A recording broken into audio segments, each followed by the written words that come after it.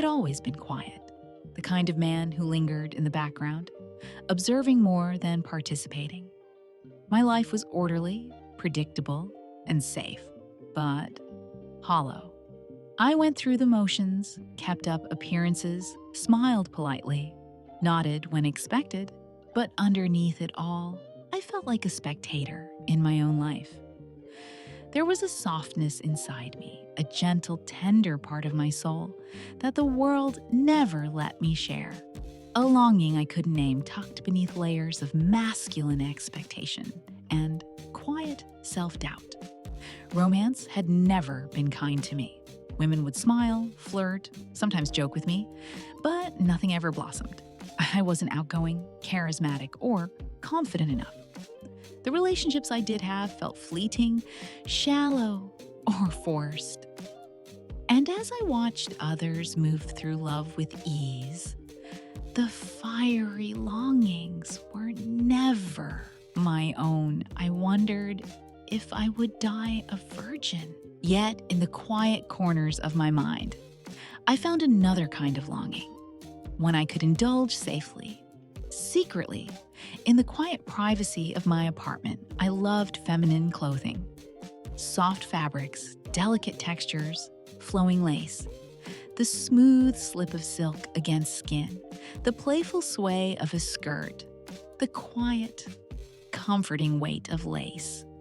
Even the act of choosing a ribbon or brushing my fingers across something fine could send a shiver of delight through me. There was a joy in softness, in detail, in the elegance that a pair of heels bestowed on my body that I could never find in myself as a man. I would watch women in the street, in cafes, at work, noticing their effortless femininity. The way they moved as though the world belonged to them, as though the world was watching their every sensuous move. I envied it. I craved it. I wanted that ease, that fluidity, that quiet power in attraction. And yet, I never dared touch it for myself. The thought felt dangerous, forbidden. Giving up my masculinity in that way was unthinkable, and I could only keep those dreams locked away in imagination. For years, my private fantasies were hidden in the deepest corners of my mind, whispered to myself only in the solitude of my bedroom.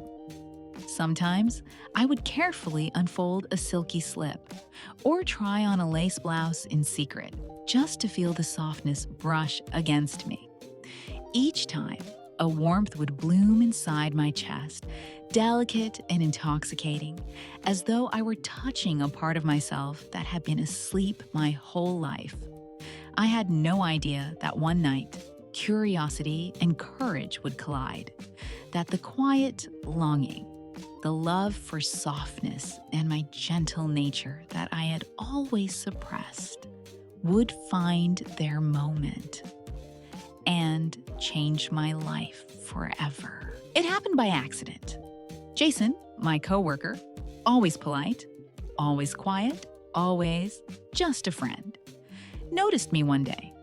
Not as the man he knew, not the quiet observer, but as her, the woman I had grown into in my private moments. By then, I had finally found the confidence to be outside in the big, scary world. Long, smooth legs crossed under my short, flowing black skirt, open-toed heels dangling easily off my toes. I had been at my fierce female best until the moment of recognition. The moment my life and my secret life had crashed into each other. The moment our eyes met, I feared judgment, shame, rejection.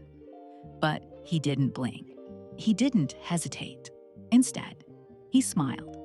A gentle, warm smile that made my heart stumble in ways I hadn't anticipated. "Wow, you look really beautiful and happy," he said softly. I told him everything, piece by piece, the quiet yearning I had carried for so long, the nights spent in secret, the thrill and relief of slipping into her, the delicate joy of becoming soft and feminine when no one was watching.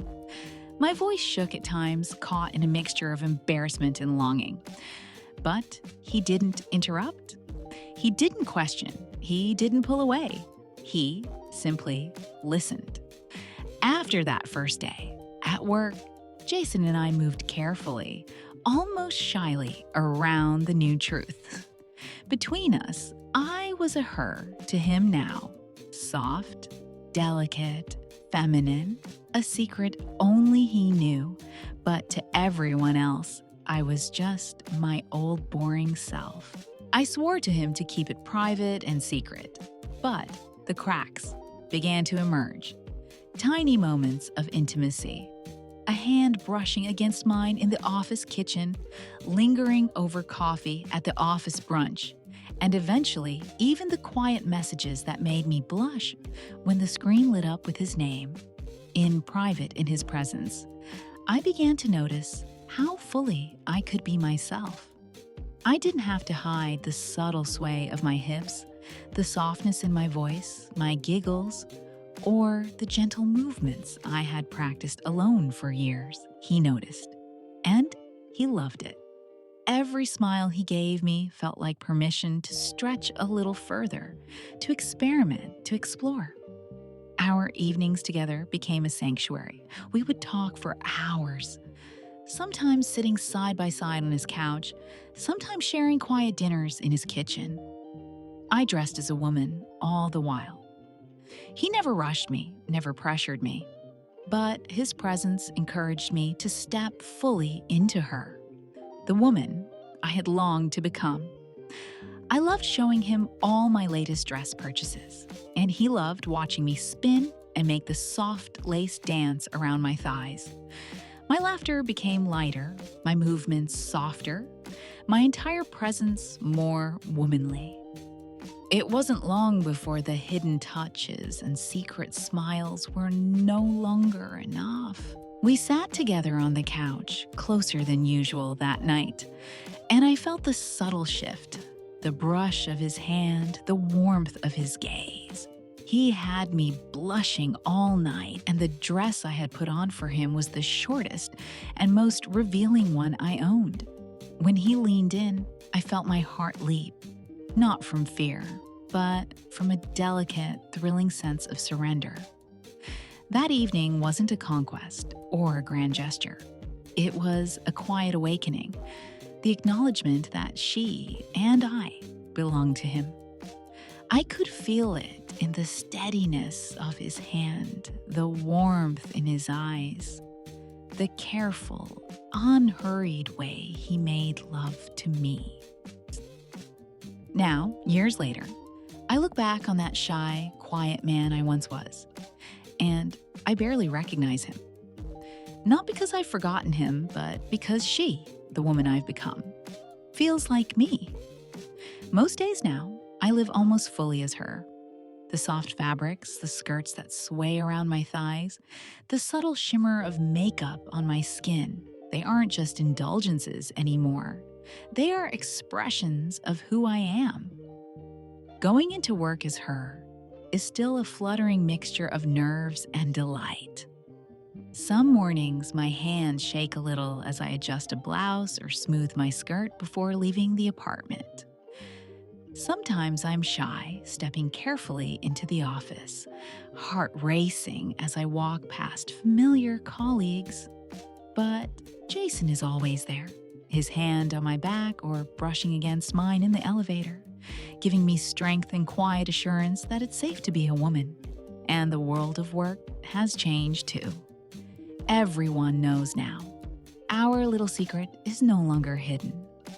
We are a couple, openly affectionate in small, tender ways, sharing glances, subtle touches, and quiet smiles across desks and in meeting rooms.